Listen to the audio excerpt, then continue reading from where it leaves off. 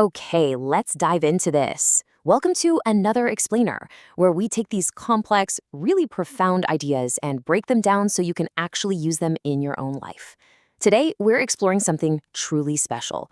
We are looking at the deeply philosophical and, honestly, incredibly powerful poetry of Allama Iqbal. We're going to seamlessly mix English and Urdu today to really capture the essence of his words, unpacking a vision of human potential that is just as relevant right now as it was the day it was penned. We're going to explore what it means to truly elevate yourself. So, what does it actually mean to have the spirit of a dervish and the vision of a falcon? Keep that question right in the back of your mind. We're stepping into this mystical, awe-inspiring framework of how to live, how to struggle, and ultimately how to transcend our ordinary limits. Section 1. Voices from the Wilderness. Breaking away from the ordinary. You know, to really understand Iqbal, you first have to understand what he was walking away from. He completely rejected the traditional, soft, romantic poetry of his time for something sharper. He wasn't interested in writing about gentle breezes or pretty flowers, right? He was searching for much deeper spiritual truths. He writes, Beyaban ki khalwat khush aati hai mujhko. I love the solitude of the wilderness. Now really think about that for a second. He finds his power not in comfort, not in luxury, but in the harsh, ascetic solitude of the wilderness. It's unpredictable out there. It's tough. But for Iqbal, that harshness is exactly what strips away the non-essentials and reveals what you're truly made of. And this brilliantly illustrates the exact contrast he was making. Just notice the mundane, poetic tropes he flat out rejects. Na bahar bahari, na bulbul. No spring breezes, no singing nightingales, no flower pickers. Contrast that with the Iqbalian ideal, the jagged wilderness, solitary asceticism, and fierce independence. He's basically telling us that true growth doesn't happen in the comfortable, manicured gardens of life. It happens in the wild, challenging spaces. Section 2. The Way of the Falcon, the Dynamic Force of the Shahid. Okay, so if the wilderness is our environment, what is the mindset we actually need to survive and thrive in it? Enter Iqbal's absolutely most powerful metaphor, the Shaheen, the falcon. But listen, the Shaheen is not just a bird of prey here. It's Allama Iqbal's ultimate symbol of the ideal human being, a dynamic, completely self-reliant, and relentlessly active individual. The Shaheen represents a humanity that absolutely rejects stagnation and instead thrives on constant elevation and vision. And how exactly does the Shaheen operate? Look at this rhythm of continuous action. Chapakna, balatana, balatkar japatana.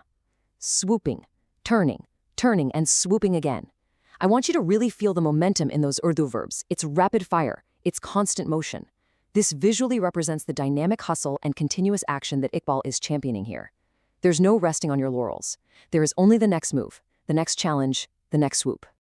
So you might be wondering, why? Why all this constant motion? Well, Iqbal answers this perfectly. Lahu garam rakneka hai ek bahana. It is an excuse to keep the blood warm. This constant struggle, this flipping and swooping through the challenges of life, it isn't a punishment, not at all.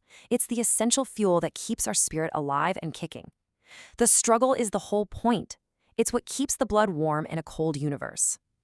Section 3. Spirit of the Dervish. Complete detachment in the material world. Now here is where the philosophy takes a really fascinating turn. We're shifting from outward physical action to a deeply focused inner mindset, the philosophical core behind the falcon's majestic flight. Iqbal writes, "Parendon ki dunya ka dervishu mein." I am the dervish of the bird world. Now, a dervish is a wandering ascetic, someone utterly detached from material wealth and ego. So the falcon pairs its fierce, aggressive physical action with a deeply ascetic, detached inner spirit. It's incredibly powerful, yet surprisingly humble and totally untethered to the material world. And this right here is the ultimate proof of that detachment. The falcon builds no nest. Ki Shaheen banata nahi ashiana. Think about it. If you build a nest, you have to defend it, right? You become tied down to a specific location, to specific comforts. By refusing to build a nest, the Shaheen maintains ultimate freedom from material entrapment.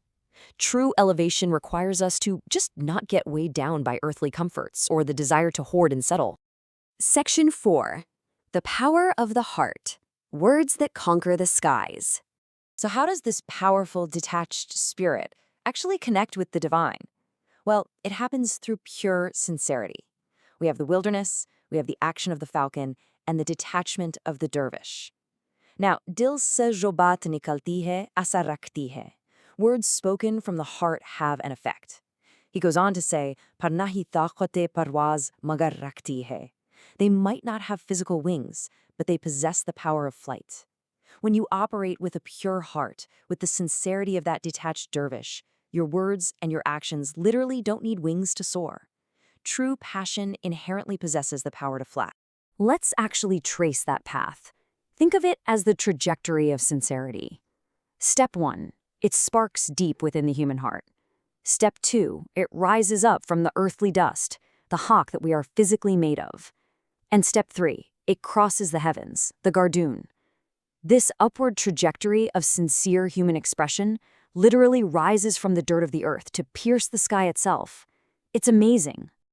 Section 5, The Flight of Dust, Astonishing the Heavens. All right, this is the climax of Iqbal's vision.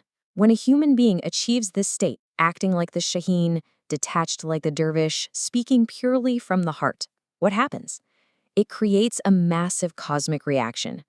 Iqbal writes, "Ki farishton ko bhi hayrat ki ye awaaz hai kya?" The angels themselves were amazed, saying, "What is this voice?" Just imagine the sheer audacity and power of a human being's spiritual elevation echoing so loudly, so purely, that it literally shocks the angels in the heavens. They are just bewildered by the sheer force of our potential. And so, the angels ask this incredibly profound question. Khak ki chutki ki bhi parwaz hai kya? Can a mere pinch of dust also fly? The answer, of course, is yes. That pinch of dust is us, it's humanity.